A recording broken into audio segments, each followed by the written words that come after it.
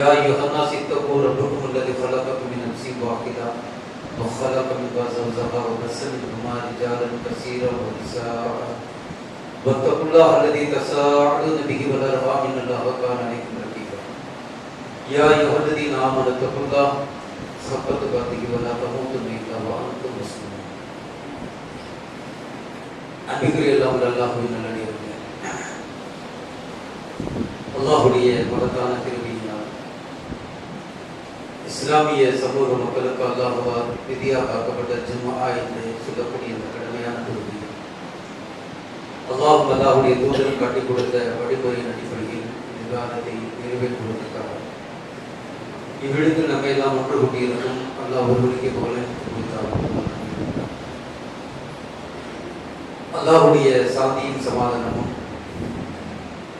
அகிலத்திற்கெல்லாம் அருக்குடையாய் நமது உயிரினும் மேலான கண்மணி நாயகம் முஹம்மது முஸ்தபா ஸல்லல்லாஹு அலைஹி வஸல்லம் அவர்கள் மீதும் அவருடைய குடும்பத்தாரின் மீதும் சத்தியம் நிறைந்த சஹாபிய பெண்களின் மீதும் அல்லாஹ்வுடைய மார்க்கத்தின் அடிச்சுவட்டை பின்பற்றி வாழக்கூடிய அனைத்து மோமின்களின் மீதும் குறிப்பாக வருகை தந்திருக்கக்கூடிய நம் அனைவரின் மீதும் உண்டாகும் என்று போட்டி பிரார்த்தித்தவனாக இந்த ஜும்ஆவை ஆரம்பம் செய்கிறேன். அன்பான அல்லாஹ்வின் நல்லடியார்களே, அல்லாஹ் தன்னுடைய திருமறையில் அத்தஹ்ரீம் என்று சொல்லக்கூடிய அத்தியாயத்தில் மூமின்களுக்காக ஒரு வசனத்தை மிக எச்சரிக்கையோடு பதிவு செய்து வைக்கிறது. பொதுவாக அல்லாஹ்வை மறுக்கக்கூடிய காபிர்களுக்கோ அல்லது அல்லாஹ்வுக்கு இணை கற்பிக்கக்கூடிய முஸ்லிம்களுக்கோ மார்க்கத்தில் குழப்பத்தை ஏற்படுத்தும் முனாஃபிக்குகளுக்கோ இந்த வசனம் இல்லை. அல்லாஹ்வின் தூதரின் முழுமையாக ஏற்று கட்டுப்பட்டு வாழக்கூடிய உலக மூமின்களுக்கு இறக்கப்பட்ட வார்த்தை. யா அய்யுஹல்லதீன ஆமனூ கூ அன்ஃபுஸக்கும் வ அஹ்லீக்கும் நாரா வகூதுஹா அன்-நாஸு வல் ஹிஜாரா. அல்லாஹ் மூமின்களை பார்த்து சொல்லி காட்டுகிறான். மாறாக ஒரு ஒற்றைப்படையில் சொல்லாமல் ஒவ்வொரு மூமினுடைய குடும்பத்தாரை பார்த்து அல்லாஹ் சொல்கிறான், உங்களையும் உங்களுடைய குடும்பத்தாரையும் நரகத்துடைய நெருப்பில் இருந்து நீங்கள் பாதுகாத்துக் கொள்ளுங்கள். மூமினாக மரணிக்கக்கூடியவன் நெருப்பு பத்தி பயக்கப்படவில்லை, நரகத்தை பத்தி பயப்பட வேண்டிய அவசியமே கிடையாது. அல்லாஹ் எப்படி சொல்ற பாருங்க, உங்களையும் உங்களுடைய யாருக்கு ஏற்கப்பட்ட அவசியம் விசுவாசம் கொண்ட மூமின்களே என்று அல்லாஹ் சொல்றான். யா அய்யுஹல்லதீன ஆமனூ, அல்லாஹ்வை ஏற்றுக்கொண்டு வாழக்கூடிய விசுவாசம் கொண்ட நம்பிக்கையாளர்களேங்கிறாங்க. இப்ப என்ன காரணம் என்று சொன்னால், காலையில ஈமான் கொண்டு இருக்கக்கூடிய மூமினாக இருப்போம், மரணிக்கக்கூடிய மாலை வரும் பொழுது மூமினாக இருக்க மாட்டோம். அதான் யதார்த்தம். சைத்தான் எப்படி வேண்டாலும் நம்மை வழிகேட்டில் கொண்டு சென்று விடுவான்.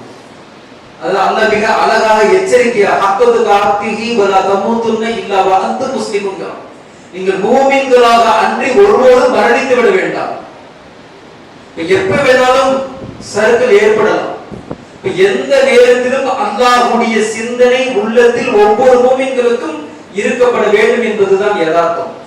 நரகத்துடைய நெருப்பு என்பது சாதாரணமான விஷயம். ஒட்டுமொத்த உலகத்துடைய நெருப்புகளையும் மறுமை நாளில் அல்லாஹ்வை மறுக்கக்கூடிய காபிர்களுக்காகவே, அல்லாஹ்வை இணை கற்பிக்கக்கூடிய முஸ்லிம்களுக்காகவே உருவாக்கப்பட்ட ஒரு உலகம், கொடூரமான ஒரு உலகம் நரகம்.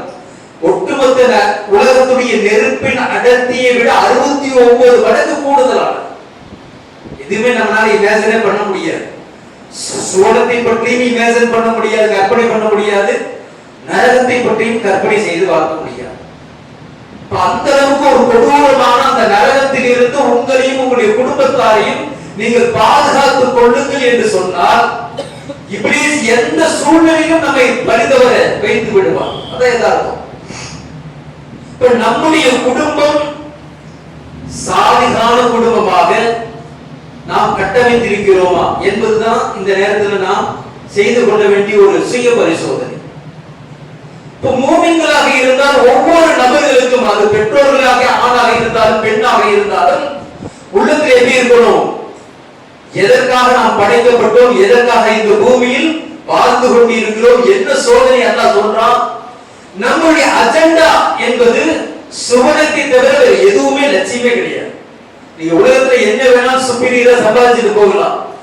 ஒட்டுமொத்த உலகத்துடைய பொருளாதாரத்தை ஒரு அடியான் வைத்திருந்தாலும் மறுமை நாளில் அவனுக்கு சுவனம் என்கின்ற ஒரு சம்பவம் இல்லை என்று சொன்னால் அந்த மறுமை நாளில் எப்படி போராடுவாங்க அவனிடத்துல? என்னுடைய ஒட்டுமொத்த பொருளாதாரம், என்னுடைய ஒட்டுமொத்த குடும்பத்தை, சம்பாதிச்சு வச்ச குடும்பத்தை எல்லாம் உனக்கு பகரமா வைக்கிறேன், என்னை எப்படியா சுவனத்துக்குள்ள நுழையுமா? அல்ல நுழைய வச்சிருவானா? ஒரு சாட்டையின் முழத்தை கூட உங்களால் ஒட்டுமொத்த பொருளாதாரத்தையும் திரட்டி அல்லாஹ் இடத்தில் கொடுத்தாலும் அல்லாஹ் அதை ஏற்றுக்கொள்ள மாட்டார். இப்ப விழிப்புணர்வு என்பது மரணத்துக்கு பின்னால் ஒரு அடியாருக்கு கிடையவே கிடையாது. விழிப்புணர்வு எப்ப விழிப்புணர்வு வரணும்? நல்ல திடகாத்திரமா இருக்கக்கூடிய இந்த நேரத்துல நாம முடிச்சுக்கணுங்கிற அல்லாஹ் உள்ளத்தில் எப்படின்னா மேல கீழே வலப்பக்கம் இடக்கும் எல்லா பக்கம் இந்த சைத்தானுடைய இறுக்கமான பிடி உண்டு. அதிலிருந்து நாம் தவிர்த்துக் கொள்ள வேண்டும் என்று சொன்னால் இறையச்சம் மட்டுமே அதால் முடியும். அல்லாஹ் எந்த நேரத்திலும் உள்ளத்தில் சுமந்து கொண்டிருந்தோம் என்று சொன்னார். அல்லாஹ் சொல்லிட்ட மூமின்களுக்கு ஒரு உள்ளம் நடுநடுக்கக்கூடியதாக ஆகுங்கிற அல்லாஹ் அல்லாஹ்வே சொல்றான். இன்னமல் முஃமினூன அல்லதீன இதா துக்கிரல்லாஹ் வஜிலத்து குலுபுஹும்ங்கிற அல்லாஹ் சூரா அன்ஃபால்ல சொல்லக்கூடிய வார்த்தை. மூமின்களுடைய உள்ளங்கள் அல்லாஹ் என்று சொல்லப்பட்டால் நடுநடுக்கக்கூடியதாக மாறும். அதே போல அல்லாஹ் சொல்றான், அவர்களுக்கு அல்லாஹ்வுடைய ஆயத்துகள் சட்டங்களை சொல்லிவிட்டால், அவர்கள் செவிதாழ்த்தி கேட்டுவிட்டால், ஃபைதா துலியத் அலைஹிம் ஆயாத்துஹும் ஸாதத்துஹும் ஈமானாக, அவர்கள் உள்ளத்தில் இருக்கக்கூடிய அந்த இறை நம்பிக்கை மெருகேற்றமானதாக ஆகிவிடுகிறது. வஅலா ரப்பிஹிம் யதவக்கலுன், அவர்கள் அல்லாஹ்வை சார்ந்தவர்களாக மாறிவிடுவார்கள். இப்போ மூமின்களின் உள்ளம் எப்படி இருக்கப்பட வேண்டும் என்று சொன்னால், நான் மரணத்தை தருவக்கூடிய நேரம் என் ரப்புவுக்கு பொருத்தமான ஒரு நேரமாக அமைய பெற்றிருக்க வேண்டும். எந்த நேரம் நம்முடைய அஜெண்டா இருக்கணும்? அல்லாஹ்வுடைய பொருத்தத்தோடு தான் வாழணும். நாம் மௌத்தாகிற நேரம் அது அல்லாஹ்வுடைய பொருத்தத்தோடு அந்த மரணத்தை நான் எதிர்கொள்ள வேண்டும். ஏன் என்று சொன்னால், நான் சுவனம் நுழைந்தே தீர வேண்டும். இப்ப நான் சுவனம் நுழைந்தால் என்னுடைய மனைவி சுவனத்துக்குள்ள நுழையணும், என்னுடைய குடும்பத்தார்களும் சுவனத்தில் நுழைய வேண்டும். என் தாய் தந்தையில் இருந்து என் குழந்தைகள் எல்லாரும் சுவனவாதிகள் ஆக வேண்டும். இப்ப பெற்றோர்கள் கேட்கக்கூடிய பிரார்த்தனை எப்படிதான் இருக்கணும்? என்னுடைய குடும்பம் சாதிகான குடும்பமாக வடிவமைக்கப்பட வேண்டும். சும்மா யதார்த்தத்தில் நாவல்களை சொன்னா இது யதார்த்தமாக உள்ளத்திலே ஈமான் உறுதியாக கொண்டிருந்தோம் என்று சொன்னால் அதை செயல் வடிவத்தில் கொண்டு வரணும். பெற்றோர்கள் நம்முடைய அமல்கள் நம்முடைய குடும்பத்தாருக்கு முன்மாதிரியா இருக்கணும். நாம் அந்த மாதிரி தௌஹீதுடைய உயர்ந்த அந்த கொள்கையில் நம்முடைய பொறுப்பு என்கின்ற பந்தம் உருவாக்கப்பட்டதா சுயபரிசோதனை செய்து பாருங்க. பெற்றோர்களாக இருப்போம். என்னுடைய திருமணம் முழுமையாக கொள்கையின் அடிப்படையில் நடக்கப்பட்ட திருமணம். நான் ஒரு கொள்கை சார்ந்த ஒரு பெண்ணை தான் திருமணம் செய்திருக்கிறேன். அது உண்மையாக இருந்தால் உங்களுடைய திருமணம் அல்லாஹ்வின் பொருத்தத்தோடு அமையப்படக்கூடியதாக இருக்கும் என்று சொன்னால் நிச்சயமாக அந்த ஆணுக்கு ஒரு மன அமைதியை அல்லாஹ் இயல்பாகவே கொடுத்து விடுவார். அந்த குடும்பம் இயல்பாகவே சாதிகான குடும்பமாக வடிவமைக்கப்பட்டுவிடும். நம்முடைய தேர்வுகள் அப்படி இருக்கும். அல்லாஹ் மூமினுக்கு மூமினான பெண்ணை தேர்வு செய்ய சொல்றான். ஒரு மூமினான பெண் மூமினான ஆணை தேர்வு செய்து கொள்ளுங்க. மனமளிக்கக்கூடிய உரிமையை ஒவ்வொரு மணமகனுக்கும் அல்லாஹ் கொடுத்து விட்டான். அப்பா அம்மாவுடைய சபை உங்களுக்கு அதெல்லாம் தேவையே இல்லை. அப்பா அம்மா உங்களை வழிநடத்தக்கூடியவர், அவ்வளவுதான் அவங்களுக்கு. உங்களுடைய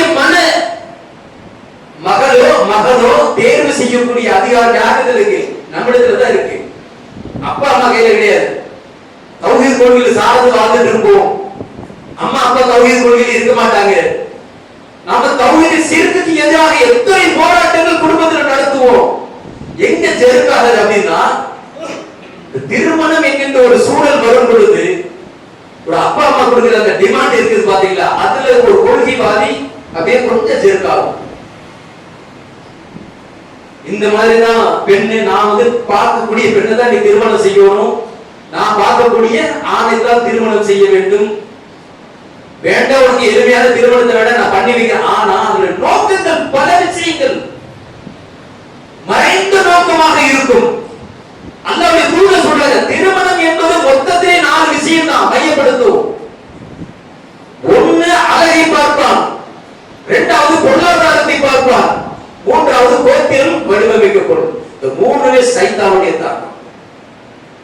இந்த மூணு அல்லாஹ்வுடைய பொருத்தமற்ற ஒரு செயல். இயல்பாக அது அமைந்து விட்டால் அது மாற்று கருத்தே இல்லை. அது அல்லாஹ்வுடைய பரக்கத்து, அது அல்லாஹ்வுடைய திருமணம் செய்து கொண்டார்களோ அவர்கள் கரங்கள் மண்ணாகட்டும் மண்ணாகட்டும் சொல்லலாம். நான்காவது விஷயத்தை ரசூலா சொல்றாங்க, மார்க்க கல்வியாலும் ஒழுங்குதான். ஏதோ மார்க்க கல்வி தௌஹீத் மதரசால போய் 3 வருஷம் படிச்சுட்டு வந்த உடனே சுப்பீரியரா சொல்லிடலாம் முடியாது. 1 வருஷமோ 3 வருஷமோ இப்படி மார்க்க கல்வி இருக்குது இல்லையா, அது மாத்திரம் ஒரு மனிதரை பக்குவப்படுத்தார். மாறாக ரசூல் எப்படி சொன்னா, மார்க்க கல்வியாலும் ஒழுக்கத்தாலும் தேர்வு செய்யப்படக்கூடிய ஆணையும் பெண்ணையும் திருமணம் செய்து கொள்ளும்.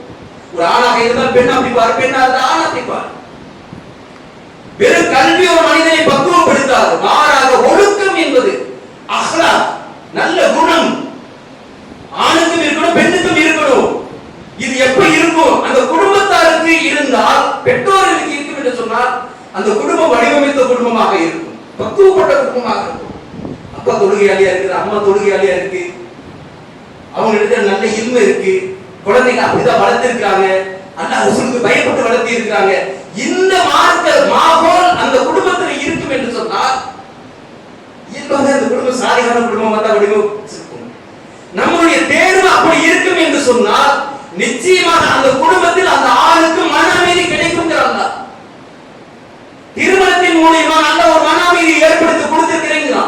ஹுவல்லதி ஹலகக மின் நஃப்ஸின் வாஹிதா வஜஅல மின்ஹா ஸௌஜஹா லியஸ்குன இலைஹாங்கிறாங்க. ஆணுக்கு நாம் இந்த பெண்ணை தேர்வு செய்து கொடுத்ததெல்லாம் அந்த ஆணுடைய மன அமைதிக்குங்கிறாங்க. எல்லா திருமணம் செய்தவர்கள் உட்கார்ந்துருக்காங்க, திருமணத்துக்கு பின்னாடி அப்படி ஒரு மன அமைதி நம்ம இடத்துல இருக்கா? ஏன் கிடைக்கல? உள்ளுக்குள்ள நிச்சயமாக நாம யதார்த்தமாக பேசி பார்த்தோம் என்று சொன்னால், சொல்லு கல்யாணத்துக்கு முன்னாடி நல்லா இருந்தேன், எப்ப கல்யாணம் முடிஞ்சதோ அப்ப போனதான் எனக்கு மன அமைதி. வீட்டுக்குள்ள வெளியில இருந்தா நல்லா இருக்கு, வீட்டுக்குள்ளார போன பிரச்சனை. பெண் எப்படி சொல்வாரு, நான் அவர் வீட்டுக்கு வெளியில இருந்தா எனக்கு மன அமைதியா இருக்கும், வீட்டுக்குள்ள வந்தா எனக்கு பிரச்சனை ஸ்டார்ட் ஆயிடும். இதெல்லாம் என்ன காரணம்? அல்லாஹ்வும் தூதரும் காட்டி கொடுத்த வழிமுறையின் அடிப்படையில் உங்களுடைய திருமணத்தை நீங்கள் அமைத்துக் கொள்ளாததன் விளைவு இந்த பக்கம் விளைவுதலாம். கடைசி வரைக்கும் இந்த பிரச்சனை ஓடுது. எப்படி சாலிகான குடும்பமாக இருக்க முடியும்? அப்ப உங்களுடைய தேர்வு மூமினுக்கு மூமினான தேர்வை நீங்கள் ஏற்படுத்தி கொண்டிருந்தீர்கள் என்று சொன்னால் ஒரு ஆணுக்கு அந்த பெண் பொக்கிஷம் போன்று கிடைத்து விடுவார். தேர்வு அப்படி இருக்கணும். அப்பா அம்மா டிமாண்ட் வைக்கிறாங்க, இவர் நான் கொள்கையில இருக்கிறேன், என்னுடைய திருமணத்துக்கு நீங்க ஒண்ணு டிமாண்ட் பண்ண. பெண் கடைசியில தௌஹீத் மதரசால படிச்சு அந்த பொண்ணு கடைசியில பார்த்தா எங்கேயோ ஒரு சுன்னத் ஜமாத்துல ஒரு பையனுக்கு கல்யாணம் பண்ணி வச்சுட்டாங்க. அவர் என்ன சொல்றாரு, என் பொண்ணுக்கு அந்த ஸ்டேட்டஸ்ல மாப்பிள்ளை இல்லை. எவ்வளவு பழகினோம், எவ்வளவு பழகினோம். அவர் நல்லா படிக்க வச்சிருப்பாரு, நல்ல அழகா இருப்பாங்க, டிகிரி ஓடு, அதுக்கு ஈக்குவலிட்டியாக ஒரு மணமகனை தேர்வு தௌஹீத் மதரசால கிடைக்கல, அதனால நான் சுன்னத் ஜமாத்துல கட்டி கொடுத்தேன். அப்ப அந்த தாய் தந்தையின் முடிவுக்கு நீங்க ஏன் கட்டுப்படுறீங்கிறத வாதம். என்னுடைய திருமணத்துடைய உரிமையை நீங்க யாரு முடிவெடுக்கிறதுக்கு?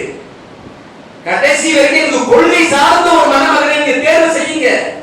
நான் பொறுமையில சபர் பண்றேன், அல்லாஹ் எனக்கு கொடுப்பான், இந்த உறுதி நம்ம இடத்துல இருக்கணும். இன்னும் பலகீனமாக இந்த பைராவை பொறுத்த வரைக்கும், இந்த ஜமாத்தை பொறுத்த வரைக்கும் ஆன்மீகங்கள் எப்படி சொல்றாங்கன்னா நிறைய விஷயங்கள் வரது தெரியல வேண்டாம், நபிவழி அடிப்படையில் தான் இருக்கு, நிக்கா இருக்கணும். ஆனா அவர் வைக்கிற ஒரு டிமாண்ட் என்ன தெரியுங்களா? பொண்ணு பார்க்கறதுக்கு அழகா இருக்கும், பொண்ணு கருப்பா இருந்தா வேண்டாம், பொண்ணு கொஞ்சம் படிப்பு உலக கல்வி கம்மியா இருந்தா வேண்டாம், ஓரளவுக்கு ஈக்குவலா படிச்சிருக்கணும், பார்க்கறதுக்கு அழகா இருக்கும். இதுவெல்லாம் கொள்கையா? அந்த வயதுடைய தடுமாற்றத்தினால் நாம் செய்யக்கூடிய பக்க விளைவு கடைசியில் என்ன ஆகும்? நம்முடைய தேர்வு பலகீனமாக அமையப்படும் என்று சொன்னால் பார்க்கறதுக்கு அழகாக இருப்பாங்க, ஆனால் அந்த குடும்பத்தில் மன அமைதி என்பதை நிச்சயமாக அந்த ஆண் அடையவே மாட்டான். அல்லாஹ் சொல்றான், ஒரு குடும்பத்தை நிர்வகிப்பதற்கு ஆண் மட்டுமே தகுதியானவர். அர்ரிஜாலும் கவ்வாபூன அலன் நிசாங்கிறாங்க. அன்னிசாவுடைய அத்தியாயத்தில் அல்லாஹ் சொல்றான், ஒரு குடும்பத்தை நிர்வகிப்பவன் ஆணாகத்தான் இருக்க முடியும். நம்ம சொல்லல, அல்லாஹ் சொல்றான், அல்லாஹ் படைச்சதே அப்படிதான். ஆணுக்கு இருப்பதை போன்று பெண்ணுக்கு எந்த விதமான அந்த ஒரு உடல் ரீதியான, பலம் ரீதியான, மன ரீதியான தைரியம் ஆணுக்கு மட்டும்தான் அதிகம். பெண்ணுக்கு இருக்கும் என்று சொல்லலாம், லட்சத்துல ஒண்ணு, ஆயிரத்துல ஒண்ணு இருந்துட்டு போகட்டும். குடும்ப ரீதியான சித்தாந்தத்தில் என்னதான் இந்த நாட்டுக்கு ஜனாதிபதியாகவே இருந்தாலும், என்னதான் இந்த நாட்டுக்கு ஒரு பிரதம மந்திரியாகவே இருந்தாலும், அவருடைய குடும்பத்தில் ஆளுமை திறன் என்பது அந்த கணவனுக்கு இருக்கும் என்று சொன்னால் குடும்பமாக இருக்கும். இல்லைன்னா மனாமீதி கிடையாது. அல்லாஹ் அப்படிதான் வடிவமைச்சு சொல்றான்.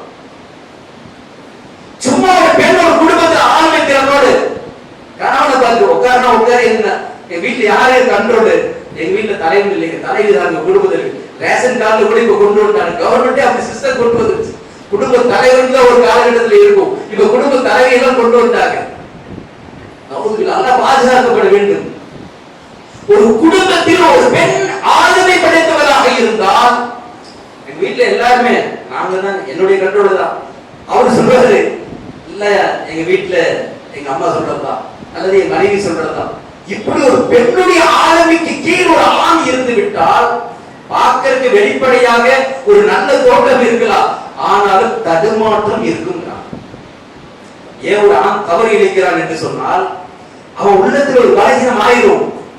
என்ன காரணம்? ஆளுமை திறன் என்கின்ற ஒரு தருணம் எப்பொழுது அவனுடைய கருத்துக்கு விடுவிட்டு ஒரு பெண்ணுக்கு போடுச்சோ எல்லாமே பலகீனமா போயிடும்.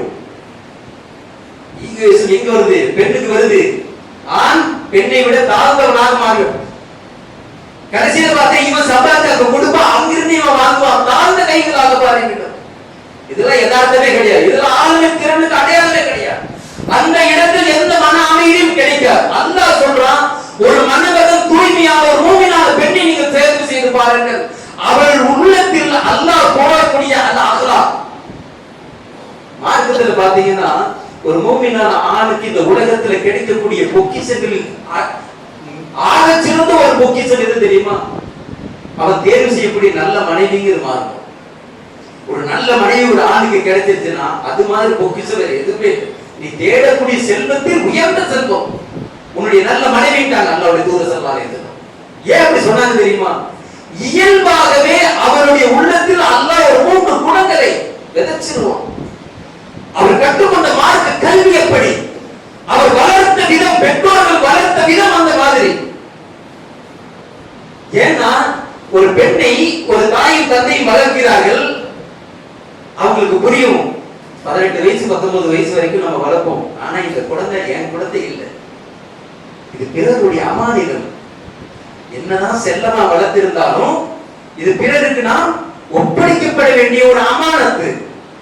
புரிஞ்சிருப்பாங்க. அந்த பெண்ணிடத்தில் சொல்லி வளர்ப்பார்கள். நான் இப்படி செல்லமா வளர்த்துட்டு ஆனா போற இடம் எப்படி தெரியாதுமா? போகக்கூடிய இடத்துல அறிமுகம் இல்லாத அந்த தாயும் தந்தையும் உன்னுடைய தாய் தந்தையை போன்றது. காலகாலமா அவர்களுக்கு தான் நீ பணிவிடை செய்யப்பட வேண்டும். அறிமுகம் இல்லாத ஒரு கணவன் உன்னை கரம் பிடித்து விட்டால் நாளைக்கு எல்லாமே நீ அந்த கணவனுக்கு தான் கட்டுப்படணும் உலக ரீதியான சித்தாந்தத்துல.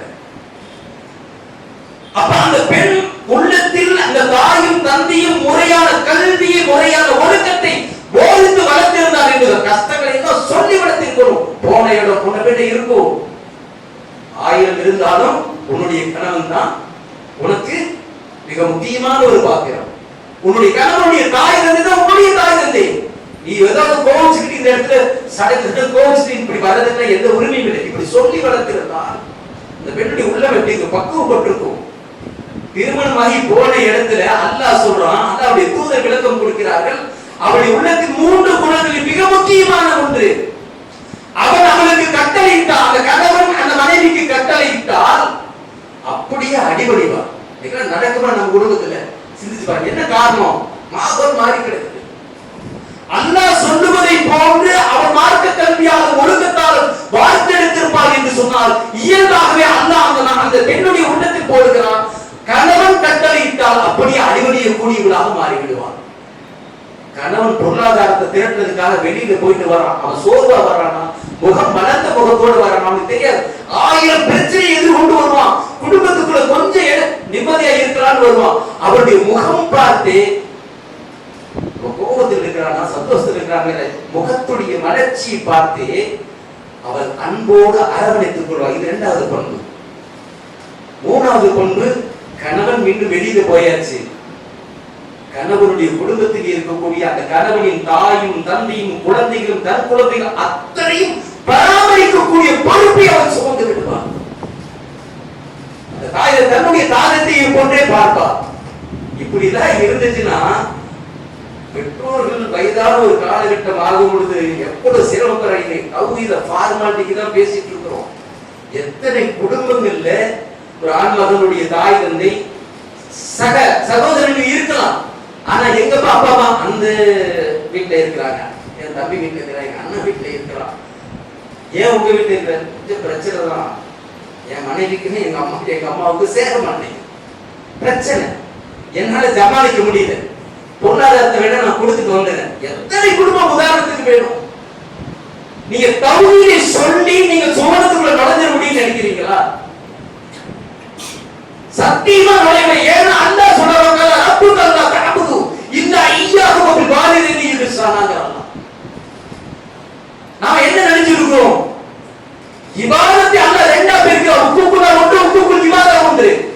அல்லாஹ்வை தூய்மையாக வணங்குவதற்கு அப்பால் இந்த உலகில் அடுத்த வணக்க வழிபாடு உன் தாயும் தந்தையும் முதிர்ச்சி அடைந்து விட்டால் அவர்களுக்கு உபகாரம் செய்வது உண்டு. இது கடமைங்கிறான். சும்மா பொருளாதாரத்தை தூக்கி 5000 நான் கொடுக்கிறேன், 10,000 தூக்கி போதுமா? அது உபகாரமா?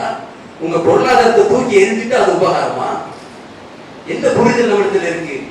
என்ன காரணம்? இல்ல என் வைஃபுக்கும் அம்மாவுக்கு சேர மாட்டேங்குது, பிரச்சனை. என்ன காரணம்?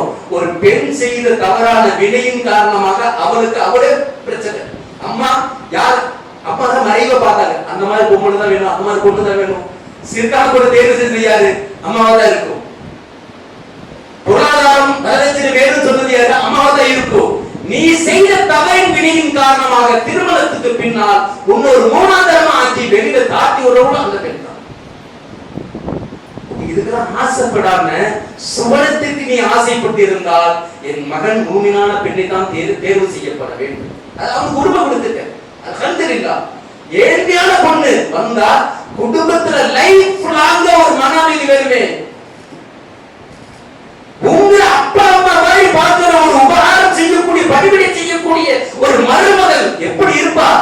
அப்படி ஒரு பணிவிடை செஞ்சுட்டா அவங்க உள்ளத்துல எவ்வளவு ஒரு ஆனந்தம் இருக்கும். அப்படிதான் இருக்கணும் அல்லாஹ். அந்த மாதிரிதான் வாழணும். ஒரு தௌஹீத்வாதியாக இருந்தால் அப்படித்தான் வாழ வேண்டும் அர்த்தம். ஆனா நம்மிடத்தில் எத்தனை பலகீனங்கள் ஓடிக்கொண்டிருக்கிறோம் சிந்திச்சு பாருங்க. நம்ம வளர்க்கிற குடும்பத்தை ஒரு பெற்றோர்கள் தங்களுடைய குழந்தைகளுக்கு என்ன ரோல் மாடலாக இருந்துட்டோம். அப்பா அம்மா தொழக்கூடிய நேரத்தில் தொழுகையாளியாக இருப்பார்கள் என்று சொன்னால் போன் போட்டு கேட்பாங்க வீட்டுல, பையனை காணாமே, நான் வந்துட்டேன் பள்ளிக்கு, ஜமாத்துல பையனை காணாமே, எங்க போயிட்டான்னு கேட்போம். ஸ்கூல் டைம் இருந்தா அது வேற விஷயம், மதிய மிஸ்ஸாவுக்கு ஏன் பையன் படிக்கவில்லை. இதை நீங்க ஸ்ட்ரிக்ட்டா கேட்டு பாத்தீங்கன்னா நீங்க கரெக்டான இடத்துல இருக்கிறீங்கன்னு அர்த்தம். நீங்க பள்ளிக்குள்ள நுழையிற இடத்துல என் பையன் வெளியில தருதல மாதிரி சுத்திட்டு இருக்கிறான், விளையாண்டு இருக்கிறான், யாரு விளையாண்டுவா? 5ல விளையாது, 50ல ஒரு காலம் விளையாது. புரிஞ்சுக்கீங்க.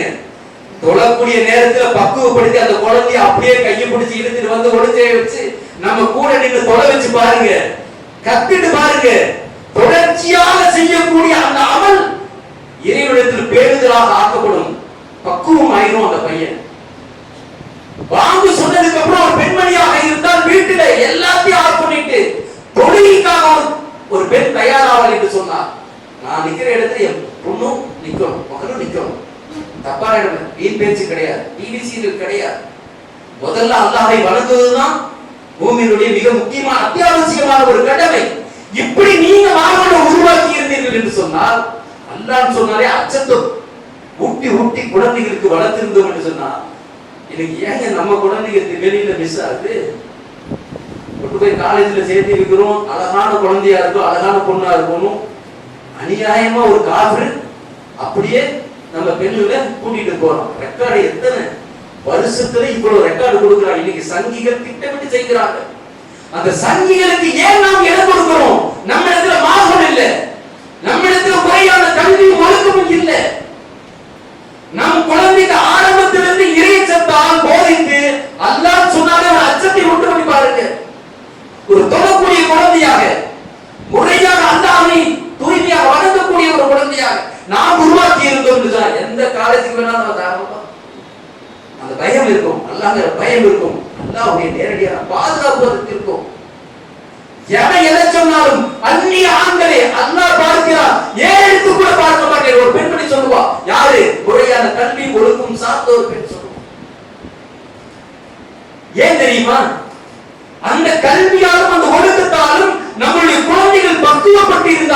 சொன்னால் அல்லாஹ் இங்க எப்படி சொல்றான் தெரியுமா?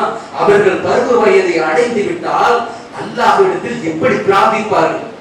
குர்ஆனுடைய அத்தியாயம் பேசுது. அல்லாஹ் சொல்றான், பருவ வயதை அடைஞ்சிட்டா திருமண வரம்பை அடையக்கூடிய நேரம் ஒரு ஆணும் ஒரு பெண்ணும் அல்லாஹ்விடத்தில் கேட்கக்கூடிய பிரார்த்தனை அல்லாஹ் பதிவு செய்யறான். ரப்பனா ஹப் லனா மின் அஸ்வாஜினா வ துர்ரியாத்தினா குர்ரத அய்யுன் வஜஅல்னா லில் முத்தகீன இமாமா. எத்தனை பேருக்கு இந்த பிரார்த்தனை தெரியும்? யோசனை பண்ணி பாருங்க. அந்த ஆணாக இருந்தாலும் பெண்ணாக இருந்தாலும் அல்லாஹ்விடத்தில் கேட்கும் போது, யா அல்லாஹ், என்னுடைய வாழ்க்கை துணையிலிருந்து என் கண்களுக்கு குளிர்ச்சி விளங்க, அது மாத்திரமில்லை, என் வாழ்க்கையின் துணையில் இருந்தும் அந்த துணையின் மூலியமாக எங்களுக்கு பிறக்கக்கூடிய சந்ததிகளையும் எங்களுடைய கண்களின் குளிர்ச்சியாக ஆக்குவாயா. எந்த மாதிரி குளிர்ச்சி தெரியுமா? முத்தகீன் இமாமாக. முத்தகீன் என்று சொன்னால் இறையச்சம் உடையவர்கள். இறையச்சம் உடையவர்களுக்கு என் குடும்பத்தாரை முன்மாதிரியாக. என்ன மாதிரி வார்த்தை, செதுக்கெடுத்த வார்த்தை இருக்குமா நம்மளுக்கு அப்படி பிரார்த்தனை? அந்த பிரார்த்தனையோடு அந்த குடும்பத்தின் வாழ்வு அமையப்படும் என்று சொன்னார். அல்லாஹ் எப்படி தேர்வு கொடுப்பான்? முஃமினான ஆணுக்கு முஃமினான பெண்ணை தான் கொடுப்பான். பயப்பட மாட்டாங்க. அம்மா சிறுக்கிலியோ முனாஃபிக்கான ஒரு குடும்பத்திலேயோ நீ யார் என்னுடைய விஷயத்தை தேர்வு செய்யறதுக்கு? என்னுடைய ஈமான், நான் நாளைக்கு சுவனத்துக்குள்ள போகணும், அல்லாஹ்வுடைய பொருத்தத்தோட வாழணும். நீ யார் முஸ்லிம்கான ஒரு பெண்ணை தேர்வு செய்தா நான் கட்டிக்குவேனா? ஒரு முஸ்லிம்கான ஆணை தேர்வு செய்தா நான் கட்டிக்க முடியுமா? நிச்சயமாக முடியாது. கருப்பா. இந்த திடகாத்திரமான ஈமான் நம்மிடத்தில் உள்ளத்துல பதிவு இருக்கும். அப்படி பதிவு இருந்தால் தான் அல்லாஹ் சொல்றானே, வயதான காலகட்டத்தில் சாலிகான், சும்மா வாயளவுல நம்ம ஆசைப்படுவோம், எனக்கு சாலிகான குழந்தை இருந்தா எவ்வளவு சந்தோஷம். என்ன காரணம்? நான் மௌத்தாயிட்டா சாலிகான குழந்தை எவ்வளவு செய்யக்கூடிய பிரார்த்தனை இதுவா? சாலிகான குழந்தைகளை நீங்கள் பெற்றெடுக்க வேண்டும் என்று சொன்னால் முதலில் சாலிகானவர்களாக இருக்கப்படக்கூடியவர்கள் பெற்றோர்களாக இருக்கப்பட வேண்டுமே. இந்த ஒரு வரைமுறை இருக்கும் என்று சொன்னால் அல்லாஹ் சொல்றானே, وَقَالَ رَبُّكَ لَا تَعْبُدُ إِلَّا إِيَّاهُ وَبِالْوَالِدَيْنِ إِحْسَانًا إِمَّا يَبْلُغَنَّ عِندَكُمْ كِبَرَ أَحَدُهُمَا أَوْ كِلَاهُمَا فَلَا تَقُل لَّهُمَا أُفٍّ وَلَا تَنْهَرْهُمَا وَقُل لَّهُمَا قَوْلًا كَرِيمًا. அடுத்ததா சொல்றான், உன்னுடைய தாயோ உன்னுடைய தந்தை இருவரில் இருவர் உயிரோடு இருந்தாலும், வயதான காலங்கள் அல்லது இருவரில் ஒருவர் உயிரோடு இருந்தாலும் அவர்களை அன்பான வார்த்தையை கொண்டு அரவணைத்துக் கொள், இழிவுபடுத்தி விடாதே, சீக்கிர வார்த்தையை கூட சொல்லி விடாதே. அல்லாஹ் சொல்றான். ஏன் அந்த சீக்கிர வார்த்தைன்னு சொல்ல? இரண்டாவது முறையில பார்க்கலாம். டைம் ஆயிடுச்சு. அல்லாஹ்வுக்கு கொடுத்து இது ஒரு தர்பீத் மாதிரி, இது ஒரு பயான். இன்ஷாஅல்லாஹ் ஒரு 5 நிமிஷம் சொல்லுங்க.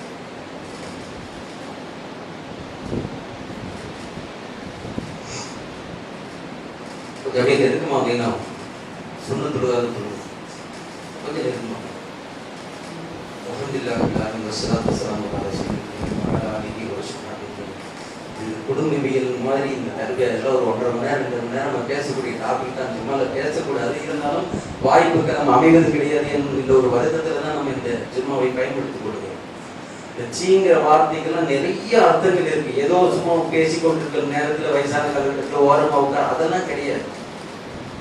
அதோடைய அர்த்தங்கள் அப்படியெல்லாம் கிடையாது. அல்லாஹ்வுடைய ரசூல் அல்லாஹ் சொல்லக்கூடிய அந்த வார்த்தைக்கு என்ன விளக்கமாக கொடுத்தார்கள் என்பது ஆழமான ஒரு சிந்தனை. அவர்களும் வயதானவர்கள், சரியா? அதுல ஒரு ஹதீஸ்ல வரும் பொழுது அன்னை ஆயிஷா ரலியல்லாஹு அன்ஹா அல்லாஹ்வுடைய தூதர் சொன்னாங்க, நான் சுவனத்தில் நுழைய கண்டேன் ஆயிஷா, அந்த அழகான ஒரு மாளிகையை கண்டேன், அந்த மாளிகைக்கு அருகாமையில் நான் செல்கிறேன், காதுக்கு இனிமையான ஒரு குர்ஆன் ஓதக்கூடிய ஒரு கிராத்துடைய சத்தத்தை உணர்கிறேன். உள்ள போய் பார்த்தா நுக்மான் பின் ஹாரிஸா ரலியல்லாஹு அன்ஹு அவர்கள் நினைவு கூறார்கள், உலகத்தில் தாய்க்கும் தந்தைக்கும் உபகாரம் செய்வதில் நான் நுக்மான் பின் ஹாரிஸாவை போன்று நான் யாரையும் பார்க்கவில்லை. இந்த வார்த்தையை கேட்டவுடனே அல்லாஹ்வுடைய ரசூல் ஸல்லல்லாஹு அலைஹி வஸல்லம் சபையில் சொல்றாங்க, இருக்கக்கூடிய சபையில சொல்றாங்க, உங்களுடைய மூக்கு மண்ணாகட்டும், மூக்கு மண்ண புரியாம சொல்ல கேட்கிறாங்க சஹாபாக்கள். யாரும் சொல்லி என்னத்துக்கு மூக்கு மண்ணாகட்டும்ங்கிறீங்க, என்ன காரணம்? உங்களிடத்தில் உங்களுடைய தாயும் தந்தையும் வயதான காலகட்டத்தில் ஒருவரோ அல்லது இருவரோ உயிரோடு இருந்து அவர்களுக்கு நீங்கள் உபகாரம் செய்வதன் மூலியமாக சுவனத்தை அடைந்து கொள்ளாதவன் மூக்கு மண்ணாகட்டும் என்றேன். என்ன அர்த்தம்னா, அந்த வயதான காலகட்டத்துல நோய்வாய்ப்பட்டு அப்படியே ஒரு ஒருத்தர் ஓரமா ஒடுங்கி கிடப்பாங்க. நாம என்ன சொல்லுவோம், அப்பாவை நான் தான் பாத்துக்கிறேன். சென்சிட்டிவான விஷயம், அம்மாவா இருந்தா பிள்ளைங்க தான் பார்க்கணும், அப்பாவா இருந்தா பசங்க தான் பார்க்க முடியும். இப்ப அல்லாஹ்வுடைய தூதர் ஸல்லல்லாஹு அலைஹி வஸல்லம் எப்படி சொல்றாங்கன்னா, அந்த மாதிரி ஒரு காலகட்டம் வீட்டுக்குள்ளார எத்தனையோ ஃபேமிலியில பாக்குறோம்ல, அப்படியே படுக்கையா இருப்பாங்க. அவங்க டூ டாய்லெட் எல்லாம் அப்படியே பெட்லயே போகும். இன்னைக்கு அல்லாஹ்வுடைய கிருபை கூட நிறைய வசதிகள் வந்துச்சு, எல்லாம் பேட வைக்க பழகிட்டோம். ஒரு பேட அறுபது எவ்வளவு காசு இருந்தாலும் இன்னைக்கு வச்சோம். ஆனாலும் கிளீன் பண்ணணுமா இல்லையா, ட்ரெஸ்ஸிங் பண்ணணுமா இல்லையா, ரூமே போல உள்ள போன ஸ்மெல்லு பயங்கரமா வரும். இன்னைக்கு பல இடத்துல அப்பா வேற நான் தான் பாக்குறேங்க, அம்மா நான் தான் பாக்குறேன். யார் கிளீன் பண்றா, படிப்புன்னு பணியாளர் வச்சு நம்ம பாக்குறோம். 5000 6000 சம்பளம் கொடுத்து அதுக்குன்னு அவர் எல்லாம் சுத்தப்படுத்தி எல்லாம் மேக்கப்லாம் பண்ணி விட்டு போட்டு போனதுக்கு அப்புறம் உள்ளுக்குள்ள நுழைஞ்சு அப்ப நல்லா இருக்கிறீங்களான்னு கேட்கும். இது உபகாரமா, இது உபகாரமா? இதெல்லாம் உபகாரமே கிடையாது. என்ன காரணம் தெரியுமா? உபகாரம் என்பது அந்த இடம், அந்த நேரம். என்ன காரணம்னா, அந்த படுக்கையா இருக்கிறவங்களுக்கு தான் தெரியும். முதுகுடைய தோல் அப்படியே பெட்டக்ஸ்ல இருக்கக்கூடிய தோல் எல்லாம் கலண்டு போயிடும். நீங்க பேடெல்லாம் வச்சீங்கன்னா என்ன ஆகும், ஒரு நாள் சும்மா 10 மணி நேரம் ஒரு பேடை வச்சாலே முடிஞ்சு போயிடும். நீங்க அப்படியே கொஞ்சம் எந்த நேரத்துல சிறுநீர் கழிக்கிறாரு, எந்த நேரத்துல மலம் கழிக்கிறார்கள் நமக்கு தெரியாது. நம்ம பேடை வச்சு நல்லா இறுக்கி போட்டு கட்டி விட்டுருவோம். என்ன ஆகும் நினைக்கிறீங்க? எல்லாம் கலந்து விழுந்துடும். சாதாரணமான எரிச்சல் இருக்காது. அடிக்கிற வெயிலுக்கு அவ்வளவு ஒரு எரிச்சலை கொடுக்கும். இத ட்ரெஸ்ஸிங் பண்ற நேரத்துல அந்த பணியாளர் வந்து சொல்லுவாரு, படி பயங்கரமா இருக்கும், தூக்கி விட்டு நிதானமா செஞ்சு வருவாரு. அவர் என்ன பண்ணுவாரு, பெருசு கொஞ்சம் அமைதியா படுக்க மாட்டேன், உனக்கு செய்யறதே நான் செய்யறதே பெருசு, நான் செய்யறதே உனக்கு பெரிய காரியம், இதுல அங்க வலிக்குது இங்க வலிக்குது நீ சொல்லுவியா? அவர் அடி அடிப்பாரு, கண்ணில் அப்படியே கண்ணீர் விடுவாரு.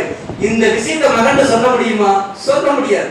என்ன காரணம் என்று சொன்னால், மகனிடத்தில் சொன்னால் அடுத்த நாள் அவனும் வரமாட்டான். யார் இந்த காரியத்தை செய்ய முடியும்? சொல்ல மறுத்துருவார். நெஞ்சுக்குள்ள புதஞ்சிருக்கும்.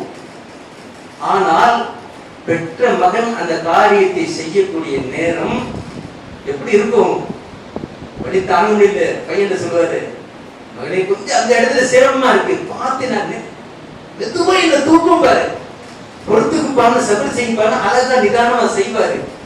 அப்படியே பையன் செய்யும் பொழுது அப்பா அப்படியே நீ சின்ன பையனா இருக்கல, அல்லா அப்படிதான் சொல்றான், நீ சின்ன பையனா இருக்கீல, நீ நோய்வாய்ப்பட்டு கிடந்த, உன்னை தூக்கி நான் தோளோடு தோள போட்டு என் சட்டையெல்லாம் நீ மனம் கழித்து விட்டா, சிந்தையை கழித்து விட்டா, ஓடோடி போய் ஆஸ்பத்திரியில அட்மிஷன் பண்ணுங்க. இன்னைக்கு அப்படிதான் நடக்குது, குழந்தைகள் அப்படிதான் வளர்க்கிறோம்.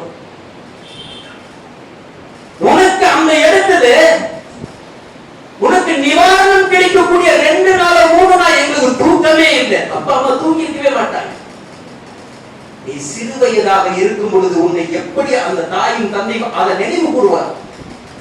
இன்னைக்கு என் பையன், நான் அந்த குழந்தைய நீ இருக்கேன் நான் எப்படி பார்க்கிறோம், அது மாதிரி நான் வயதான காலகட்டத்தில் என்னை குழந்தையை போன்று பார்க்கிறாயே, கண்ணில் அப்படியே கண்ணீர் வரும். அந்த அவரது பிரார்த்தனை எத்தனை நபர்களுக்கு அந்த பிரார்த்தனை கிடைக்கும்? யோசனை பண்ணி பாருங்க, எத்தனை நபர்களுக்கு கிடைக்கும்? அந்த தந்தையும் அந்த தாயும் அந்த நேரத்தில் தன்னுடைய குழந்தைகளுக்காக செய்யக்கூடிய வலுவான பிரார்த்தனை அல்லாஹ் அங்கீகரிப்பார், நிச்சயமாக சுவனவாதியாக மாற்றுவார். யாருக்கு இத்தனை பாக்கியம் கிடைக்கும்? அவர் மரணித்து அந்த இடத்துல ஜனாதாவை வச்சிருக்கிற நேரம், குழந்தைக்கு நாம ஏன் தன்னுடைய மகன் தான் ஜனாதா ஏன் சொல்றோம்? அவருக்கு தெரியும் எத்த தகப்பன் என்ன கஷ்டத்துல என்ன வளர்த்திருப்பான் தெரியுமா, எவ்வளவு கடினமான ஒரு சூழ்நிலை என் தந்தையால் எதிர்கொண்டு இருப்பார் தெரியுமா. நான் இந்த அளவுக்கு ஆளாயிருக்கேன்னு சொன்னா என் அப்பா தான் காரணம். நினைச்சு பார்க்க பார்க்க உள்ளம் குமுறும். ஜனாதா கொல கொல கண்களிலிருந்து கண்ணீர் சாறை சாறையாக வரும். இதுதான் குடும்பத்துடைய வளர்ப்பின் பின்னணி. பெற்றோர்கள் குழந்தைகளுக்கு முன்மாதிரியாக இருக்கப்பட வேண்டும். அந்த குழந்தைகள் மூமின்களாக வார்த்தெடுக்கப்பட வேண்டும். அந்த மூமின்களாக தேர்வு செய்து கொள்வார்கள். எப்படி இருக்கும்? குடும்பம் சாலிகான குடும்பமாக அது வடிவமைக்கப்படும். இந்த பாக்கியம் நம்மிடத்தில் இல்லை என்று சொன்னால் நாம் இந்த நேரத்தில் இருந்து நாம் நம்முடைய குடும்பத்தாரை சாலிகான குடும்பமாக வடிவமைப்பதற்கு என்ன முயற்சி செய்ய வேண்டும் என்பதை உணர்ந்து செய்ய வேண்டும் என்பதை உங்களுக்கு எனக்கு வசீத் செய்து நான் ஒரே தேர்வு செய்கிறேன்.